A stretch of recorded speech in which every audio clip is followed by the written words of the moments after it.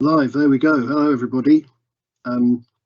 Welcome to this webinar, which is effectively an introduction or a launch of the UK Shared Prosperity Fund in North Yorkshire. A few bits of housekeeping, first of all. The webinar is being recorded. So although obviously attendees are not on the screen at all, I think that anything you put in the Q&A function will be recorded in some way, shape and form, and attendances are I think possibly recorded in the Teams function. So you need to just be aware of that. We'll do a presentation, and if you have any questions, if you could use the Q&A function in Teams. There are opportunities to like questions and to do thumbs up and that kind of thing. So that might be helpful to us in terms of prioritizing which questions we look at the end. When we come to the end, we'll try and address as many of those questions as we can, and as many of your queries as we possibly can. So that will come at the end. This is a kind of fairly high level run through really of the Shared Prosperity Fund in North Yorkshire, and is intended as an introduction to that programme, and to help people who are thinking about making applications to understand the programme and to understand the mechanisms for making those applications. County Council has a web page, which details of that are further on in the presentation. But there's a County Council web page which covers UK Shared Prosperity Fund. Easiest way to find it, I find, is by googling Shared Prosperity at North Yorkshire or in North Yorkshire, and that'll include a recording of this webinar. These slides includes the investment plan, the prospectus, the fund prospectus, which we'll go through in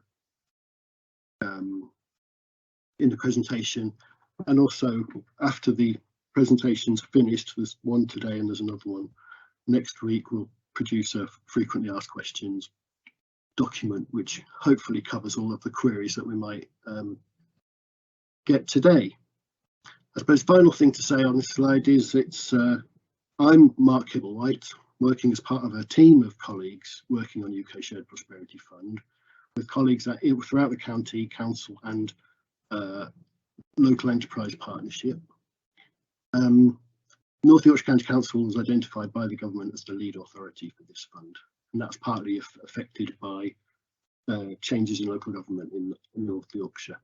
So it's very much a team effort, and with County Council identified as the lead authority, and that will be obviously transferred into the new North Yorkshire Council after the 1st of April. So if we can have the next slide, please.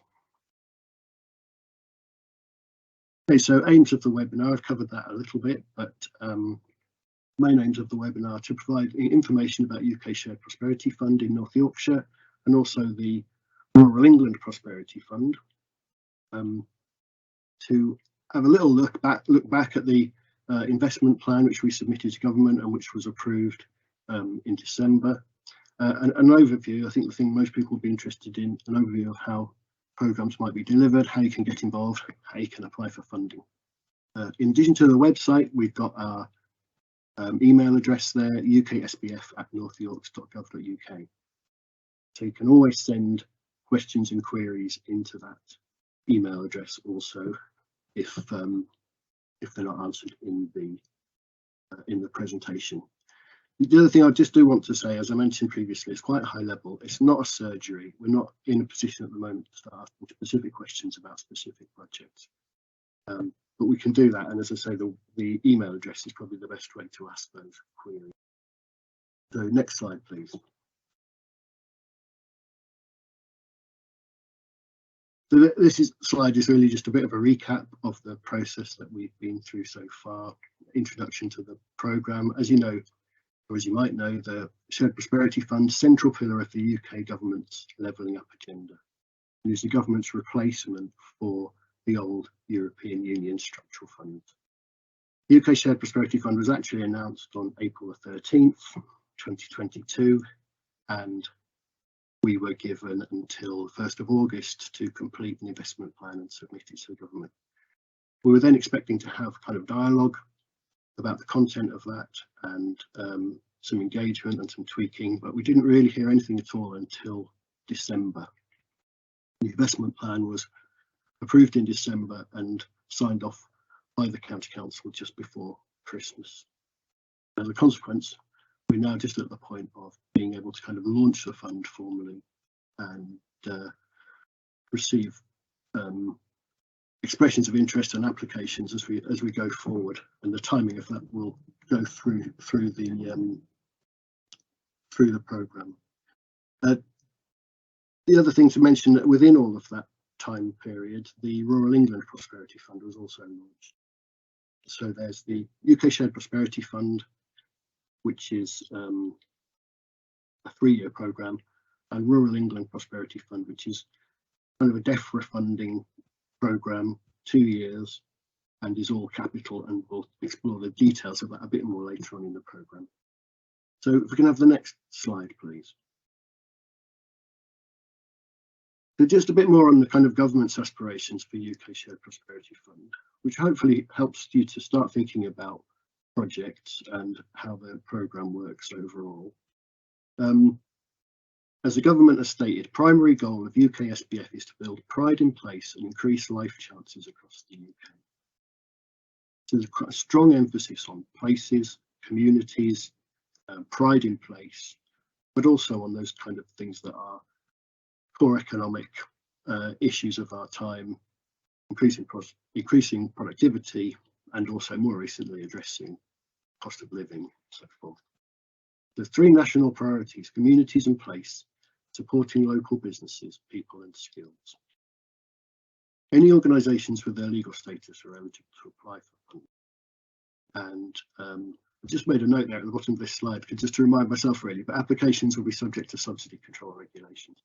I think the point is that what the government wanted to do was create a programme that was sufficiently different from the EU funding programmes, that it was a bit more flexible and a bit more accessible, and less bureaucratic. Whether those things kind of come to pass or not, I think remains to be seen. But in terms of the overall approach to the programme, I think we are looking at trying to enable and empower and support communities and organisations to access the funds. And something that I want to stress is that I think we are looking for projects and programmes that meet the needs of the communities and support the local economy.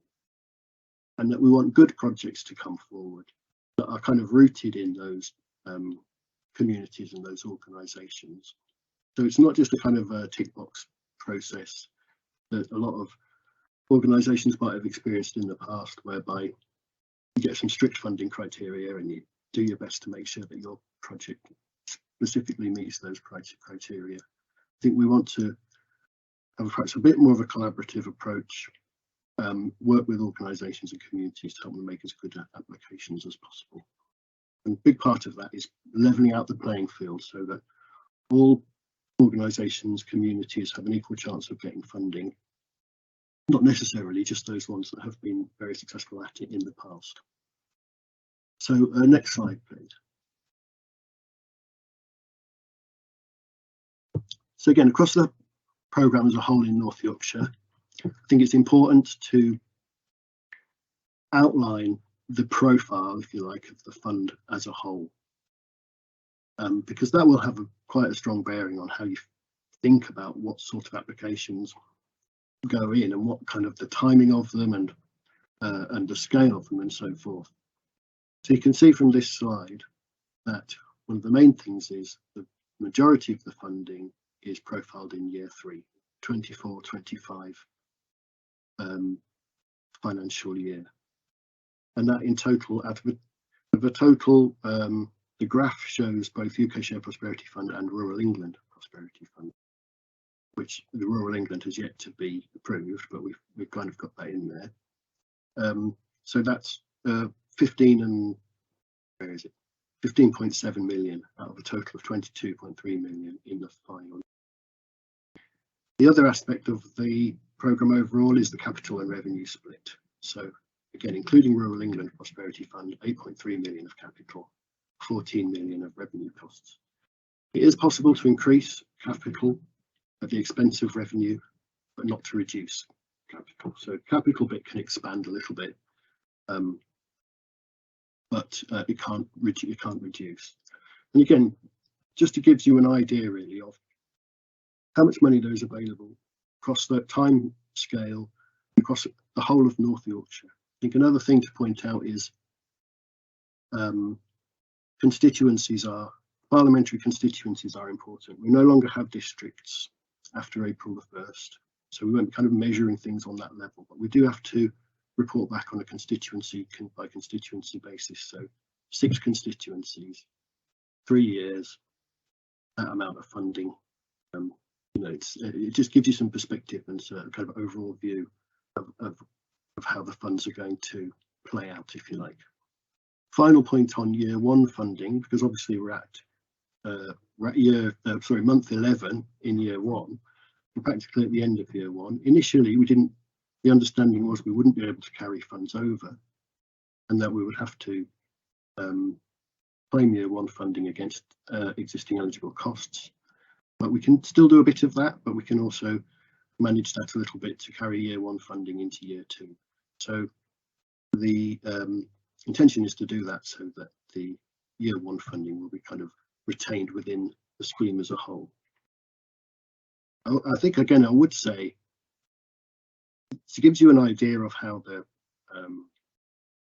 funding is profiled, but ultimately I think the best thing to focus on, from an application point of view, is what do you want to do and when do you want to do it? And tell us what those things are, and let us worry about the timing and so forth. That's something that we can work more collaboratively on. Can we have the next slide, please?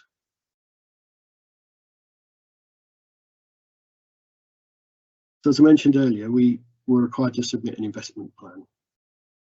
And again, beginning the process of thinking about the fund as a whole, understanding what's in the investment plan and how that looks is hopefully helpful at a fairly high level.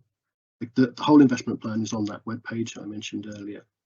But in terms of looking at challenges and opportunities within North Yorkshire, we identified 5 key sort of theme areas that we built the investment plan around.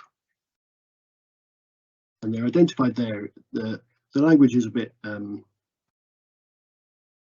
interesting, I suppose, but rurality, accessibility and inequality. Which identifies some key issues really, but essentially I would describe that as communities. Low productivity, well, that's businesses. Challenging and changing labour market, that's the sort of people and skills element into and managing employment. Climate change, we've got a theme around decarbonisation, and pride in place is places, villages, town centres, high streets, the kind of places that people live in and work in and visit.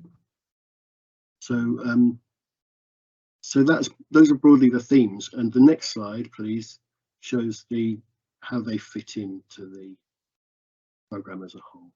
So they can see the government's higher level priorities of communities in place, supporting local business people and skills, and how that works out into the 5 main themes of rurality and inequality, pride in our places, boosting productivity, decarbonising our communities and our economy, and enabling an active labour market. And you can see at the bottom of that slide how the funding is divvied up amongst those themes.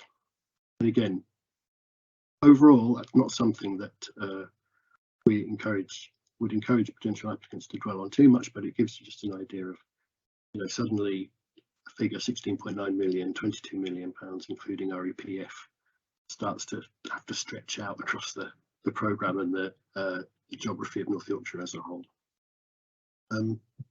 Next slide, please.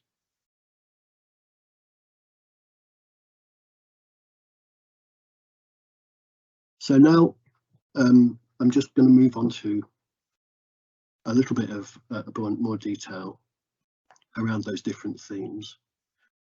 And as I say, tackling rurality and inequality, the communities theme primarily. There's been a lot of discussion and emphasis on building community capacity, community wealth building, and the opportunity, if you like, that presents in North Yorkshire. And we've kind of built a theme around that, and you can see how the programmes are devised within this theme. So building capacity in people and places, generating new ideas for community regeneration, promoting healthy and active communities, increasing levels of digital inclusion and connectivity. And you can see down on the slide, all of these thematic slides have some information about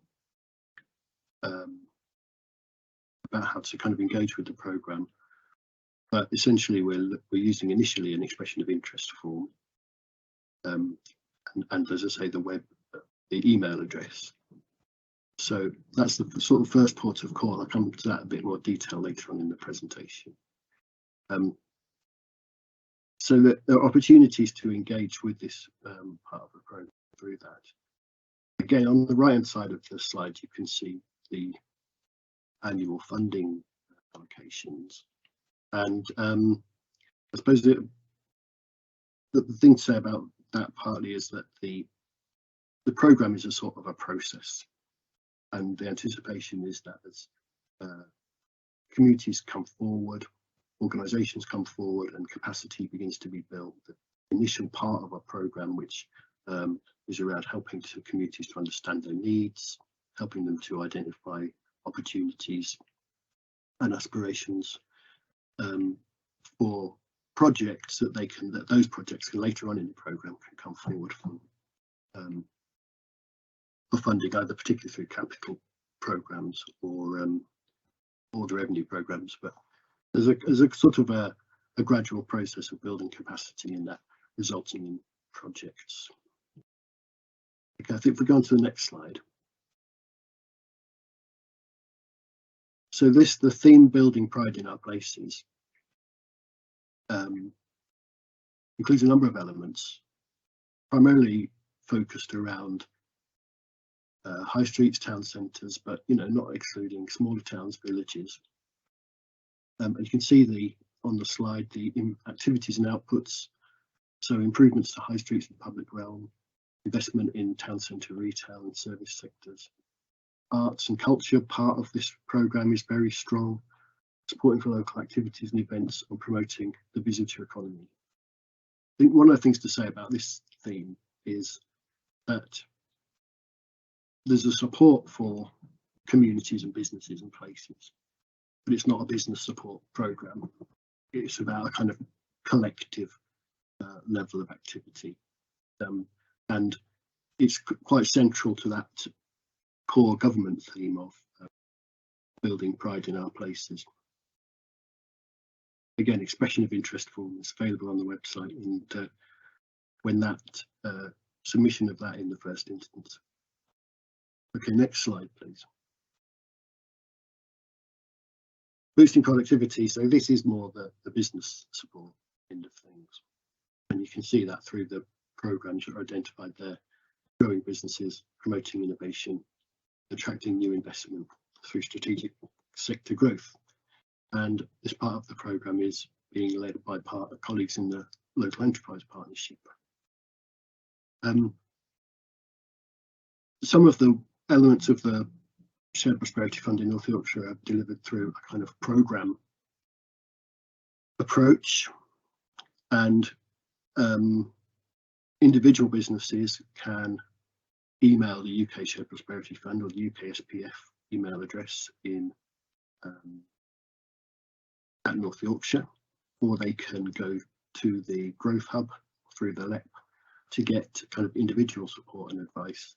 There's also opportunities to express an interest in delivering programmes, managing and delivering programmes through this fund. But broadly speaking, this is the business support boosting productivity programme being led by the local enterprise partnership. Okay, next slide. Decarbonising our communities and our economy. This again is a bit more of a programme-led approach, I think. And you can see the kind of aspirations about supporting communities to improve climate resilience and supporting businesses to decarbonise. Again, a bit similar to a communities programme, I think, where there's a period of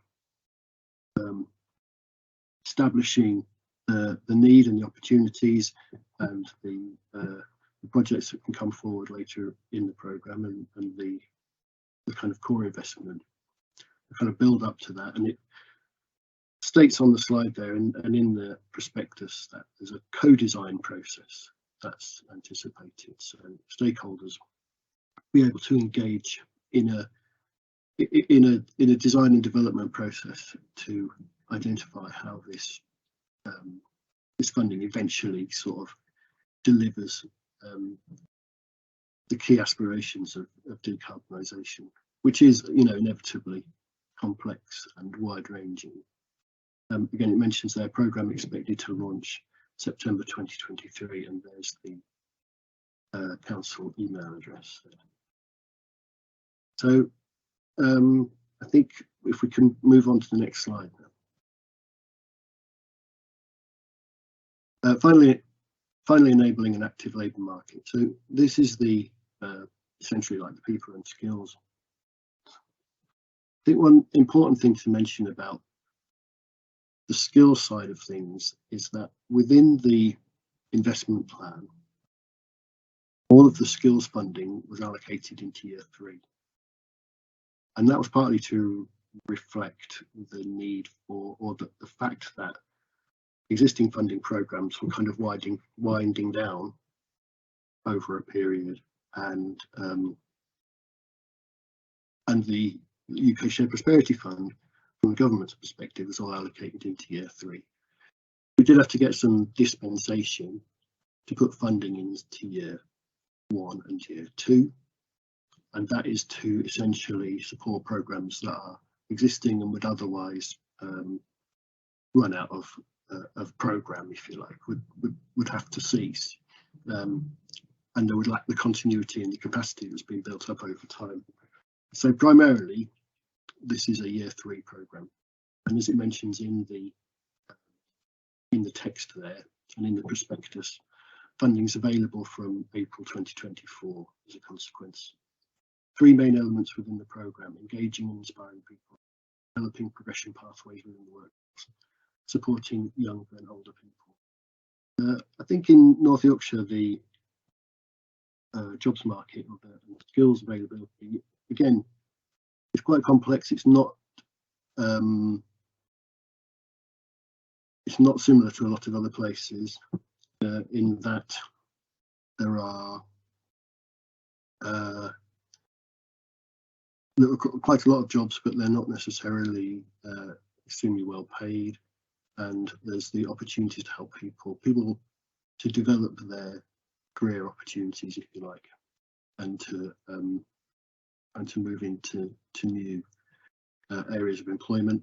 There's also the increasing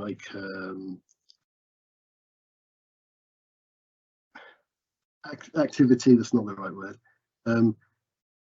The fact that there's people leaving the labour market or finding it difficult to return to the labour market at a national level. So I think that's partly what that younger and older people is about, is that either into the labour market in the first place or to re-enter the labour market. But as I say, I think similar process to decarbonisation, a co-design process within the enabling active labour and active labour market thing, and that'll develop over time.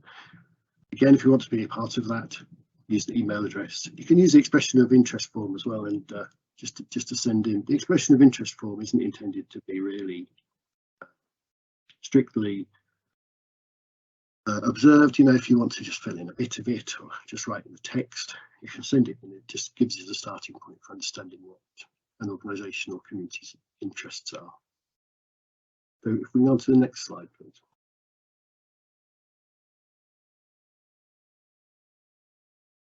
So I mentioned previously Rural England Prosperity Fund. The Rural England Prosperity Fund came along as a kind of an addendum to the UK Shared Prosperity Fund. There was some expectation that there had historically been rural funding through European Union that was going to be replaced, but it wasn't really clear what form that would take. And then the Rural England Prosperity Fund was announced, and allocations made on a sort of local authority by local authority basis. And North Yorkshire's allocation, £5.4 million. The process that we had to go through was to submit an addendum to the UK Shared Prosperity Fund investment plan. So I think the point of that is, if you're asking yourselves, well, what's the Rural England Prosperity Fund all about? It largely reflects the aspirations and outcomes that are included in the Shared Prosperity Fund investment plan. And so if you're looking at the prospectus and the investment plan on the website, those themes and aspirations apply equally to Rural England Prosperity Fund. It's all capital. This is something to point out, and it has some geographical limitations in that it's for villages and towns with a population below 10,000, or market towns with a population below 30,000, but which support a wider rural hinterland.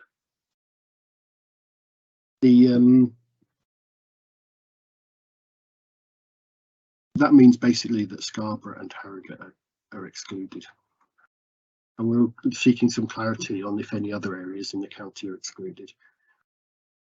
Because there's a little bit of a grey area, the criteria is not entirely clear. But the Rural England Prosperity Fund, we're still waiting for approval from that. And you can see it's split again between the two years that it's available. So 1.4 billion in the coming financial year, and then 4 million in the 2024-25 financial year.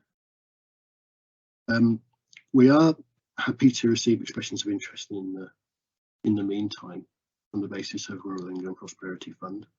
You know, we're expecting that funding will be approved, but we've not had anything formal just yet. Another point made on this slide is that Rural England Prosperity Fund projects need to consider how and reflect how they can potentially contribute to achievement of net zero nature recovery, decarbonisation aspirations and goals. And that is kind of a theme throughout the programmes as a whole, but it's specified in Rural England Prosperity Fund. I think the final thing I might say about that is there were two new interventions, two new elements within Rural England Prosperity Fund that were included that weren't in UK Shared Prosperity Fund, and those were the small grants for small and micro rural businesses and funding for circular economy projects. So a bit of additional business support element and additional circular economy, zero carbon economy type measures in there. So can we have the next slide, please? So we're getting towards the end, really. I think I've written a couple of slides. There's quite a lot. They're quite text-based, but they're really sort of thoughts about, and I think what most people are mostly interested in, the application and appraisal process.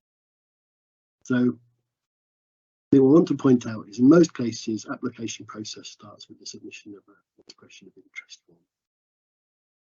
Not necessarily always be the case, but we think that's a good way of making initial contact. And as I say, it does two things. One thing, it enables us to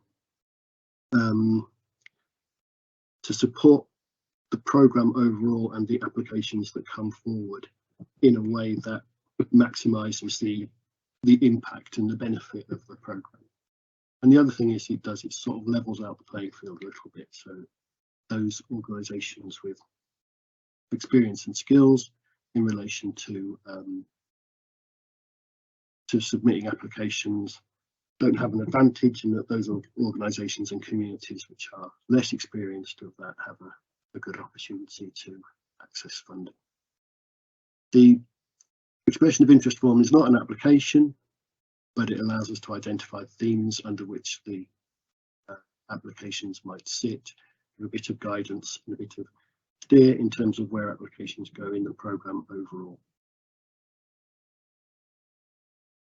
We're thinking that smaller applications can be appraised on a short-term basis. So we haven't set specific limits on that, but some tens of thousands of pounds applications will be able to be submitted and appraised and awarded immediately. Larger applications will be assessed on a sort of a rolling basis and will be considered quarterly. The thing about that is really we're not setting specific deadlines on when applications have to come in. We will be undertaking a kind of, as I say, rolling, ongoing quarterly appraisal process. We will publish more detail about when sort of appraisal meetings or activity takes place, and as a consequence working back from that quarterly deadlines to get into the next appraisal cycle. But you won't be in a situation where the shutters come down unless we sort of reserve the right to do that where bits of the programme become significantly oversubscribed. We would also say that where, if you think about the programme as a whole and the need to complete projects, complete spend, undertake evaluation by the end of March 2025, it's likely therefore that the last lot of applications will be expected to be received perhaps 6 months before that. So I put September 2024. So I think again that it's worth bearing in mind how you plan your project or how you plan your application, because it's not the case that funding is going to be allocated right up to the end of March 2025 programme. That's when all the activities have to be completed by. And also just finally point out that we're trying to make this an accessible and simplified process. That's not to say that a successful grant application won't have all of the usual requirements, and particularly in respect of the outcomes and outputs that are commissioned to be delivered, the reporting requirements which allow us to report back on programmes to the government, the detailed evidence, expenditure and impact, and things like those environmental measures and subsidy control issues. It might be included in that agreement if the scale of the project warrants it. So we can have the next slide, please. And then again, just some key points to note, the things that I've felt towards the end of the presentation would like to emphasise. So again, expressions of interest and applications overall need to focus on the needs of the organisation and its beneficiaries. We're not looking for a process that seeks to fit specific sets of funding criteria and kind of squeeze projects into that. We have a process of reporting back to government and a set of, as you've seen in the investment plan and in the prospectus,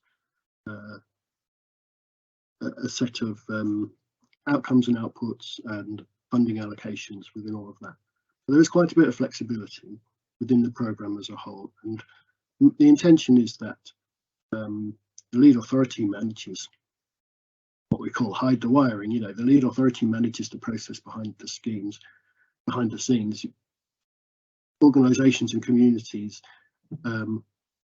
we would like them to submit the things that they want to do and identify their aspirations, and we will see about how best to help them deliver that. So that's the second point, isn't it? Communities with less experience, as I mentioned that. Applications should give consideration to overall levels of funding. And again, I think I've emphasised that quite a lot, but we're not putting strict limits on upper or lower limits on the amount of funding that you can apply for. But if you look at the context of the programme as a whole, you hopefully be able to see what looks like a realistic proposal, what looks like a kind of a sensible amount. And again, through a process of kind of engagement, we can discuss that. And again, where programs become massively oversubscribed, we kind of reserve the right to close them either temporarily or for the rest of the program. I think again, it's worth bearing in mind that if we go through a quarterly process, and September 2024 is like the last quarter, that's only 7 or so funding cycles within the 7 or 8 funding cycles within the rest of the program, maybe even less. Of the total funds available, 8.3 million is allocated as capital and 14 million for revenue. I've mentioned that previously, but just to reiterate, really. So again, that might give you some clarity around the sorts of applications that will be able to be supported. And again, the majority of the funding, 14.74 million, something like 66% of the overall program, comes available in year 3. No strict limits on size. I've mentioned that applicants are asked to consider their needs, tell us what you want to do, and that's the best way to start the process. All projects support national and local ambitions to enhance the environment and reduce carbon emissions. That's an overarching theme. We will produce some guidance on that, I think. Produce some support on that. It's don't want to make it too onerous, but you know, at the same time, this is a programme that needs to reflect national and local aspirations in that respect. And then finally, expenditure is monitored by parliamentary constituency, just to reiterate that as well. We don't have an obligation to distribute the funds by geography, particularly. So, you know, there's no requirement on that, but we do have to report on a constituency by constituency. So it will be monitored, and that may reflect the way the programme as a whole works.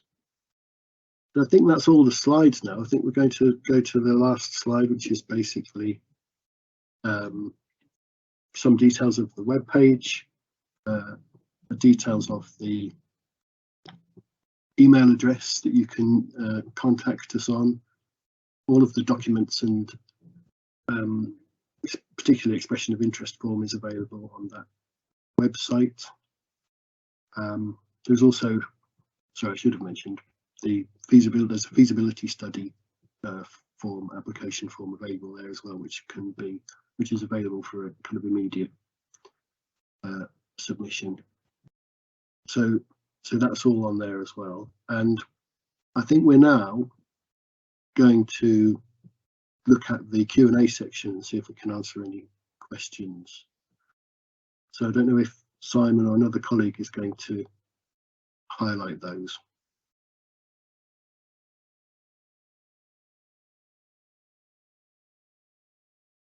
Is it you, Louise?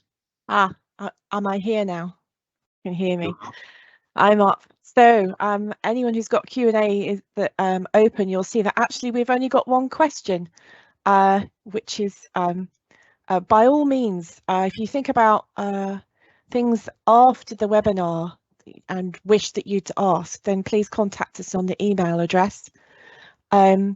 So we've got the question, will people and skills focused applications be considered now for 2024 starts?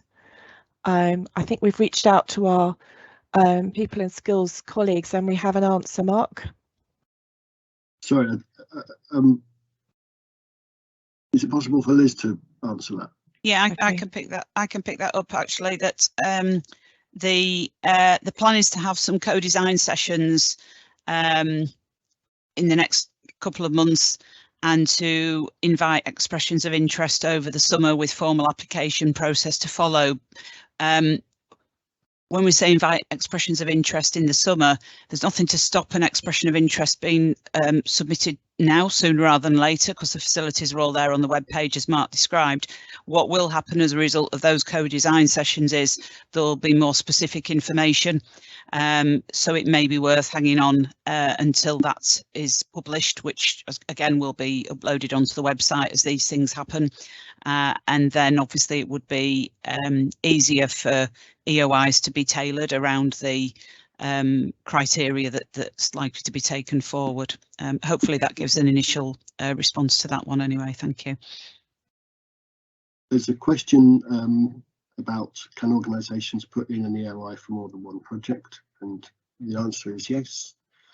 You can submit multiple EOIs or multiple projects within a single expression of interest. That's fine, you know. Again, in order to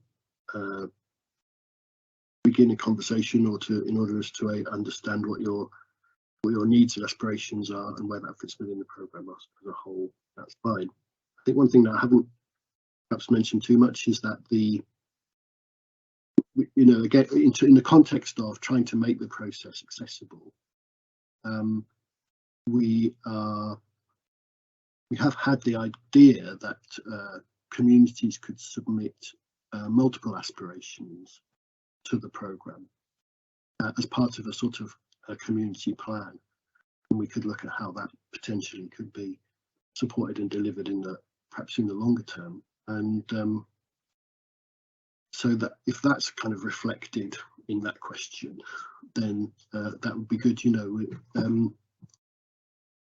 it's really about, as I say, trying to make things simple as possible for potential applicants and supporting community aspiration.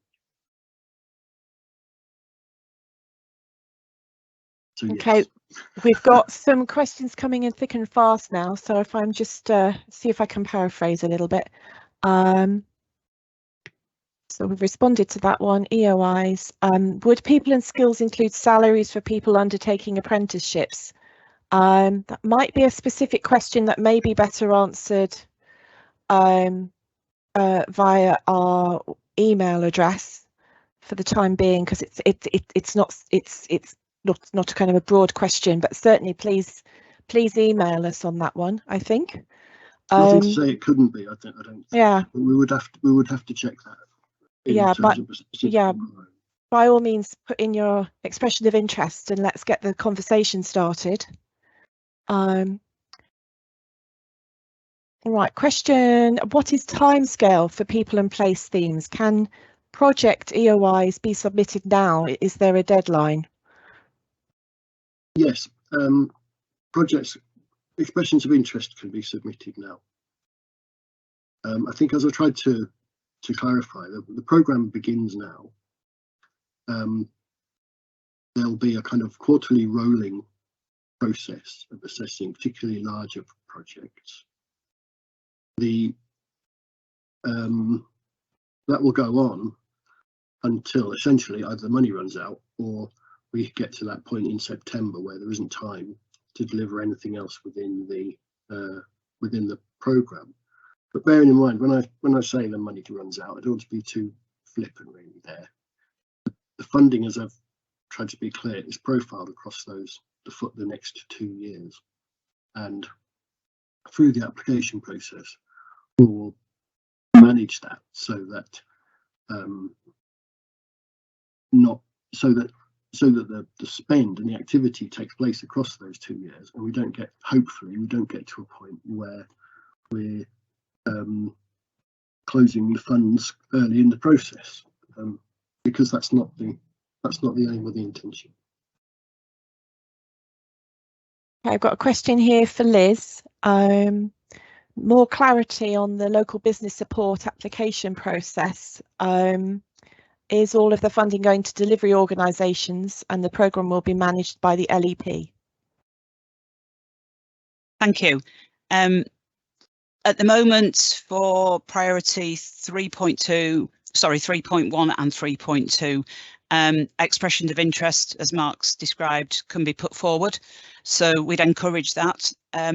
What we've referenced in the prospectus is that there is planning work going on at the moment to define what year 2 and year year 3, but primarily year 2 at this stage activities might look like. And it's expected that they will be a combination of direct delivery. So to answer that question, a proportion most likely will go to enhance and develop services provided by the LEP and the Growth Hub for that matter, but also commissioned activity, and correct that the programme would be managed then through the LEP, but commission and procurement of that programmed activity to be delivered to meet the objectives of the programme, and then possibly for some areas potential of direct grants. And it does say in the prospectus, it highlights at the moment what those areas would be. So probably have another detailed look at the prospectus, and then again either use the email address for any further inquiry, or please do put EOIs forward, which will help to inform the demand for those programme delivery activities. Thank you. And then we've got a final question. Would consortia of organisations be considered to address key issues and projects? Who would like to take that one? Marianne. Yes, thank you. Hello everybody, it's Marianne Jackson. I'm Head of Stronger Communities for North Yorkshire County Council, and alongside Mark, leading on the Communities and Place Investment strand of UKSPF. The answer to, and thank you to Chris from Selby for that question, the answer is an emphatic yes. As when you are able to have a deeper dive into the prospectus, you will see that under the activity 1.1a in the prospectus, that actually we actively encourage those place-based collaborative bids. This is about levelling up our communities. We've got a theme called Communities and Place, and so we would really welcome places coming together and a range of organisations within that place, looking at what their shared priorities are and putting in a collaborative bid. As Marcus said earlier, don't necessarily worry about which bits of the UKSPF outcomes that particular ambition or that bid covers. We'll sort the wiring out in the background, but we would really encourage place-based collaborative bids, yes.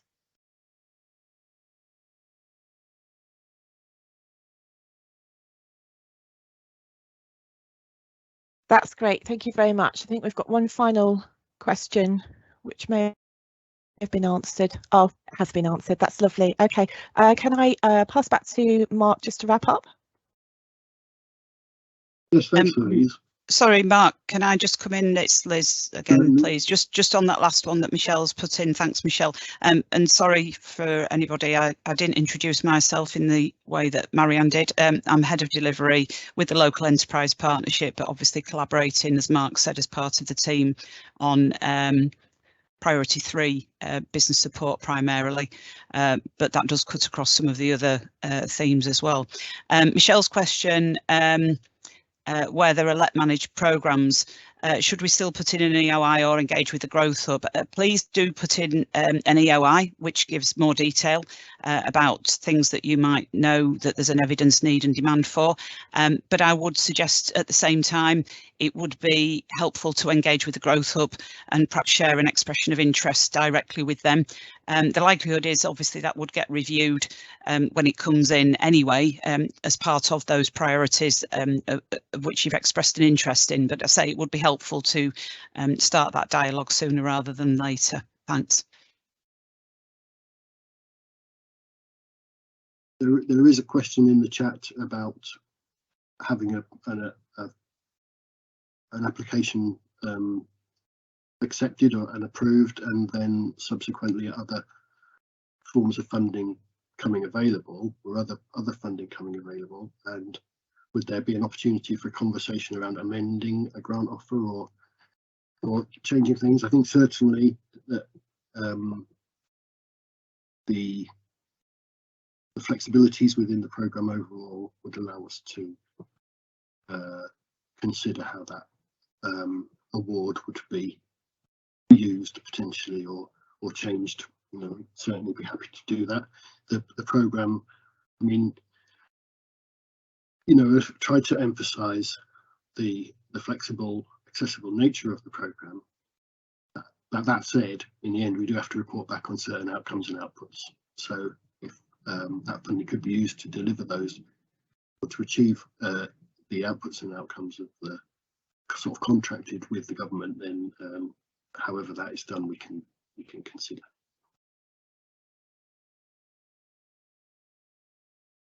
Okay, so I'm not 100% sure if the question and answer Q&A is completely dried up, but just going down, would Village Hall refurb projects fall best under rural prosperity element? Again, submit an expression of interest now. That's fine. Again, just as Marianne has just said, we will worry about whether it's rural England, UK shared prosperity. The main consideration in that respect would be, is it a capital or revenue project? Is it in an eligible rural area or not? And which of the priorities, which of the themes, which of the interventions it falls under for our reporting. But yes, please send an expression of interest.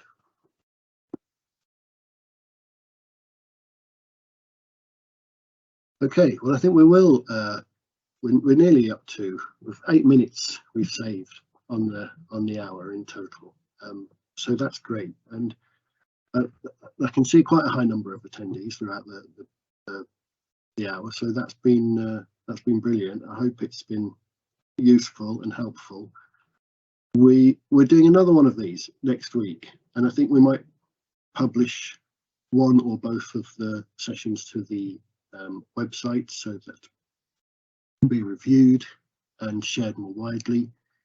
We will share the slides, but although the slides really reflect the prospectus, which is on the website, which I encourage you to make use of. And if any other questions come in subsequently, we will produce some frequently asked questions or a frequently asked questions document to try and cover off the kind of wider breadth of queries that and questions that come in. So other than that, I think I'd just like to thank everyone, and thanks to my colleagues for all of their support. And good luck with everything, and we'll look forward to receiving information from you and finally being able to move forward shared prosperity in North Yorkshire.